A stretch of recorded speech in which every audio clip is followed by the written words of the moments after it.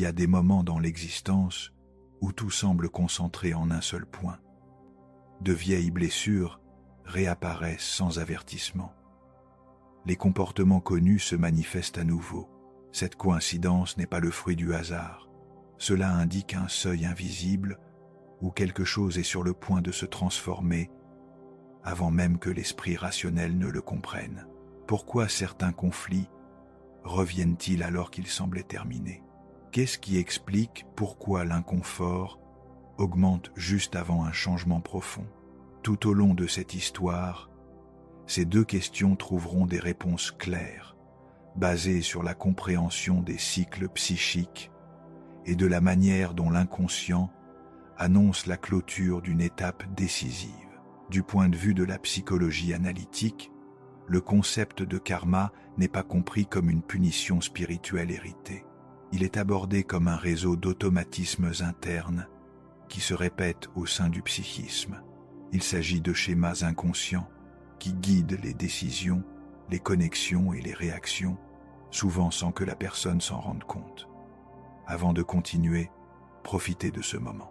Si ce message résonne déjà en vous, abonnez-vous à la chaîne, laissez un like et partagez cette vidéo avec quelqu'un qui aurait peut-être aussi besoin de l'entendre maintenant. Ce simple geste permet à ce contenu d'atteindre plus de personnes au bon moment. Et dites-moi quelque chose dans les commentaires.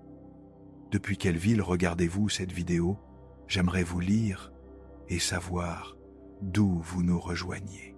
Ces schémas incluent des complexes émotionnels qui orientent les choix, des figures archétypales qui façonnent nos relations et des aspects rejetés de la personnalité qui agissent dans l'ombre. Carl Jung a décrit ce phénomène comme une compulsion de répétition, la tendance interne à revivre des expériences non intégrées jusqu'à ce qu'elles soient consciemment assimilées. Lorsque ce mouvement touche à sa fin, la psyché ne reste pas silencieuse. Envoyez des signaux clairs et puissants. Aujourd'hui, vous apprendrez 7 indicateurs profonds qui annoncent la fermeture d'un grand cycle psychologique. Des signes qui montrent que l'inconscient est sur le point de libérer la personne d'un vieux schéma. Il est important de noter quelque chose d'essentiel. L'identification de ces signes n'implique pas un confort ou un soulagement immédiat. Cela signifie préparation. Préparation pour franchir un seuil intérieur qui demande du courage et de la présence. Si ce contenu vous interpelle, abonnez-vous à la chaîne et laissez votre soutien. Ce type de compréhension doit circuler parmi ceux qui sont prêts à s'éveiller. Continuons.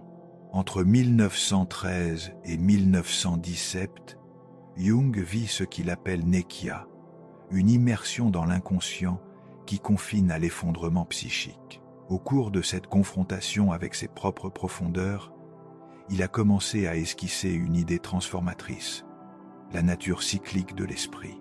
Dans ses cahiers personnels, publiés plus tard sous le titre Le Livre Rouge, il a noté que le développement psychologique ne se déroule pas en ligne droite, mais en spirale. Les blessures ne sont pas résolues une fois, ils sont revisités à partir de niveaux de conscience de plus en plus larges, jusqu'à atteindre ce qu'il appelle opus, l'intégration totale. Jung identifie 3 phénomènes récurrents à la fin de ces grands cycles. Le premier est la constellation de complexes, compris comme des noyaux de souvenirs, d'émotions et de comportements organisés autour d'un centre archétypal. Lorsqu'une étape est sur le point de se fermer, ces complexes s'activent en même temps, générant ce que Jung décrit comme une tempête psychique, le point de tension maximale avant la transformation. Le deuxième phénomène est la circumambulation, terme utilisé pour expliquer comment la conscience tourne encore et encore autour du soi, le noyau organisateur de la totalité psychique, se rapprochant progressivement jusqu'à ce que l'intégration se produise. C'est comparable à tourner autour d'une étoile et à être attiré petit à petit par sa force. La troisième correspond à la fonction compensatrice de l'inconscient. Jung a observé que le psychisme recherche constamment l'équilibre. Lorsqu'une personne reste coincée trop longtemps dans une posture unilatérale, les symptômes s'intensifient, non pas comme une punition, mais comme une poussée vers une expansion de conscience. Ces idées n'appartiennent pas au domaine abstrait. Ils expliquent pourquoi l'inconfort peut s'accentuer juste avant une amélioration, pourquoi d'anciens conflits reviennent alors qu'ils semblaient résolus, et pourquoi le désordre interne précède souvent la clarté.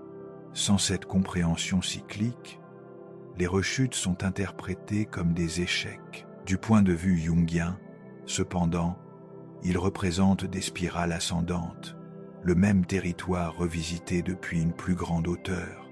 C'est avec cette architecture à l'esprit que des signes concrets de clôture d'un cycle apparaissent. Le premier est le retour intensifié des modèles. À la fin d'une étape karmique, un paradoxe évident se produit. Les habitudes ne s'affaiblissent pas progressivement, ils sont amplifiés. Jung associe ce processus à l'énantiodromie, la transformation de quelque chose en son contraire, précédée d'une intensification maximale de la forme ancienne. La répétition peut se manifester par des choix émotionnels similaires, par des revers professionnels récurrents ou par des réactions émotionnelles excessives. La différence essentielle est la conscience présente à cette occasion. L'attention consciente transforme la répétition en un rythme de passage.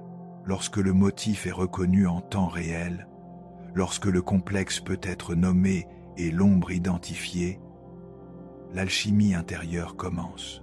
Cette intensification n'a pas pour but de punir, il fonctionne comme le dernier affichage clair de ce qui doit être intégré. Le deuxième signe est la dissolution des anciennes identifications. Le sentiment de ne pas se reconnaître peut surgir. Les rôles, les croyances, les liens et les objectifs qui définissaient autrefois l'identité commencent à sembler étrangers, comme des vêtements qui ne leur vont plus. Jung appelle cette dissolution de la personne le masque social créé pour s'adapter au monde. En fermant un cycle, cette structure perd de sa force, générant de la peur. Si vous n'êtes plus celui que vous pensiez être, la question inévitable se pose. Qui êtes-vous maintenant? Cette question occupe le centre du processus d'individuation. La transition nécessite la mort d'une identité construite et l'émergence d'une autre identité authentique originaire du soi et non de l'ego. Un désintérêt pour des tâches auparavant stimulantes et une distance croissante par rapport aux anciens liens qui ne résonnent plus peuvent apparaître. Vous pourriez commencer à remettre en question les principes que vous avez défendus toute votre vie. Ne résistez pas à ce mouvement. La désintégration apparente n'est pas une perte, c'est une préparation. Le sentiment de vide que vous ressentez actuellement n'est pas une absence, c'est un espace qui s'ouvre pour que quelque chose de plus vaste puisse prendre forme. Troisième signe, la multiplication des rencontres synchronistiques. Lorsque l'inconscient est sur le point de franchir le seuil de la conscience, il commence à communiquer par synchronicité. Jung a défini ce phénomène comme une coïncidence significative entre un événement interne et un événement externe, sans lien de causalité visible. En d'autres termes, la réalité commence à réagir à votre état intérieur. Vous pensez à quelqu'un et cette personne apparaît. Vous rêvez d'une image et vous la trouvez le lendemain. Vous cherchez la clarté et un livre s'ouvre juste au passage nécessaire. Cela n'appartient pas au domaine de la superstition superficielle. C'est la psyché profonde qui dialogue à travers les événements du quotidien. En fin de cycle, ces signaux s'intensifient car la frontière entre le conscient et l'inconscient devient plus perméable. Le processus d'individuation avance et le soi, centre régulateur de la totalité psychique, tente de vous guider. Observez des séquences soigneusement répétées, des figures récurrentes, des rencontres improbables, des coïncidences qui défient la logique. Ils ne sont pas aléatoires. Ils fonctionnent comme des panneaux de signalisation tout au long du chemin. La nature des rêves est transformée. Le sommeil est le langage principal de l'inconscient, et à mesure qu'une étape profonde approche de sa fin, ce langage devient plus intense. Les images apparaissent avec plus de vivacité, de symbolisme et parfois de perturbation. Des scènes de mort, la sienne ou celle de quelqu'un d'autre, peuvent survenir. Également des visions de destruction, d'inondation ou de fin du monde. Jung a clairement identifié ses motivations. La mort en rêve ne doit presque jamais être prise au pied de la lettre. Fonctionne comme un symbole. Cela représente la fermeture d'une structure psychique, l'abandon d'une ancienne façon d'exister. Des figures archétypales peuvent également se manifester.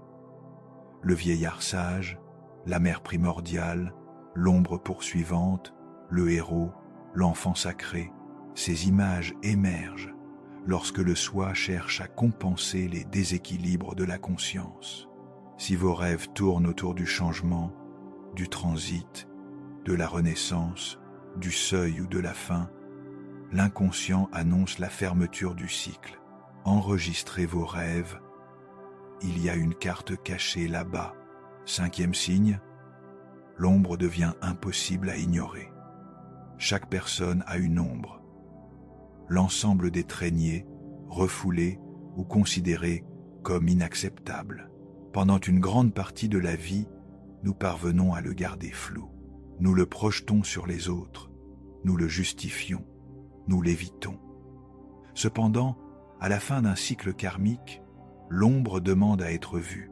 Du coup, vous ne pouvez plus ignorer la colère, la jalousie, l'envie, les tendances destructrices, les pulsions égoïstes, manipulatrices ou craintives. Cela n'indique pas une régression, indique les progrès. Jung a été clair. Il n'y a pas d'individuation sans intégration de l'ombre. L'intégration commence par une confrontation directe et honnête. Lorsque vous cessez d'attribuer aux autres ce que vous rejetez en vous et reconnaissez sa présence intérieure, une profonde unification se produit. La psyché commence à se fermer comme un cercle. L'énergie précédemment dépensée en répression est disponible pour créer. L'ombre insupportable annonce que vous êtes prêt à devenir complet, pas seulement correct, complet. 6e signe, désintérêt pour le théâtre. C'est l'un des indicateurs les plus discrets et, en même temps, les plus concluants. Vous ne pouvez tout simplement plus vous impliquer dans certaines dynamiques. Les conflits qui vous consumaient autrefois deviennent désormais insignifiants. Ce n'est pas une vaine indifférence, c'est la maturité. Jung a observé que, lorsque l'ego s'aligne sur le soi, il se produit un retrait naturel de l'énergie psychique investie dans des objets externes qui ne favorisent plus l'individuation. Vous n'avez plus besoin de prouver quelque chose. Vous abandonnez la recherche constante d'approbation, des liens courts entretenus uniquement par des répétitions névrotiques de complexes. Cela génère une solitude particulière, car les nouveaux espaces, relations et formes d'échange ne sont pas encore apparus. Mais cette solitude a un caractère sacré. C'est la pause entre deux réalités. Si vous ressentez cette distance par rapport au drame, considérez cela comme un signe clair. Vous mourrez d'une ancienne façon de vivre. 7e signe, l'émergence d'une compassion impersonnelle. Le dernier indicateur est le plus subtil et le plus profond. Vous commencez à ressentir de la compassion, mais pas la compassion de l'ego qui essaie de sauver, de corriger ou de contrôler. Une compassion détachée surgit, un regard qui reconnaît la douleur humaine sans se confondre avec elle, qui perçoit des schémas qui se répètent chez les autres sans avoir besoin de juger. Cela comprend que chaque conscience traverse ses propres cycles au moment opportun. Jung appelle cela le développement de la fonction transcendante, la capacité de maintenir des tensions opposées sans forcer une résolution prématurée. Voyez la lumière et l'ombre, le bien et le mal, sans prendre parti.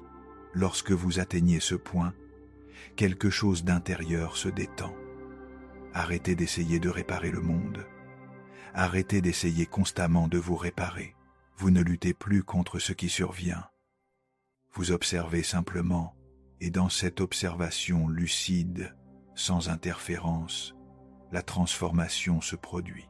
Si vous vivez cette compassion sans attachement, cette affection qui ne cherche pas à posséder, cette compréhension qui n'a besoin de rien justifier, vous êtes dans les phases finales du cycle. La prochaine étape reste cachée, et c'est très bien. Maintenant, combien de ces signes avez-vous pu reconnaître dans votre propre expérience? Si vous en avez identifié 3 ou plus, il y a une forte probabilité que vous soyez en train de clôturer un cycle karmique profond, un modèle ancien qui a peut-être dominé votre psychisme pendant des années, ou même au fil des générations. Si l'on considère la dimension de l'inconscient collectif, celui-ci commence à perdre sa domination. Cependant, quelque chose de fondamental doit être clarifié. La reconnaissance de ces indicateurs ne signifie pas que le processus est terminé. En réalité, cela indique que le véritable travail est sur le point de commencer, car c'est une chose de percevoir qu'une étape touche à sa fin. C'en est une autre de trouver le courage de l'affronter complètement. Jung a consacré toute sa vie à l'étude de l'individuation, au processus de devenir ce que l'on est essentiellement. Et j'ai compris que ce chemin n'avance pas en ligne droite. Ce n'est pas confortable. Et il n'est certainement pas destiné uniquement à ceux qui recherchent une aide immédiate. L'individuation nécessite des renoncements, exige la libération des identifications chères. Cela nous oblige à regarder l'ombre sans filtre ni excuse. Cela nécessite de maintenir la tension entre les opposés jusqu'à ce que quelque chose de nouveau prenne forme.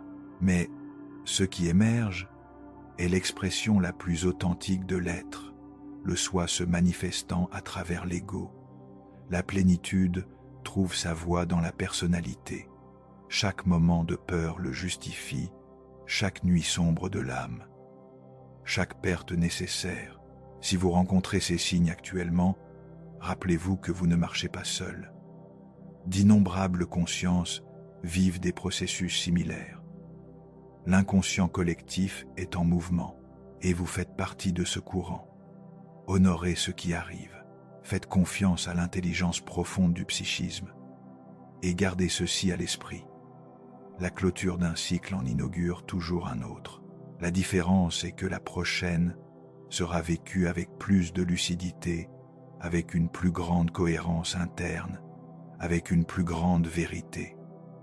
Si ce contenu vous a fortement marqué, ne le gardez pas pour vous. Abonnez-vous à la chaîne, laissez votre soutien et partagez-le avec quelqu'un qui vit également sa propre métamorphose. Le chemin est personnel, mais il n'est pas nécessaire de le parcourir sans en reconnaître d'autres en chemin. Le cycle se referme. Le nouveau commence à prendre forme. Avant de fermer la porte, je veux vous préparer une gâterie simple. Si vous voyez cette vidéo à un certain niveau, cliquez sur la chaîne, aimez-la et partagez-la avec quelqu'un qui pourrait vivre un processus similaire. ISO renforce ce camion et permet à ce contenu de passer selon les besoins. Maintenant, dites-moi nos commentaires. Êtes-vous passé par quelque chose de similaire à ce qui a été décrit ici? De quelle ville aidez-vous? Vous apprécierez beaucoup la lecture de votre expérience. Vous êtes prêts? Jusqu'à la prochaine fois.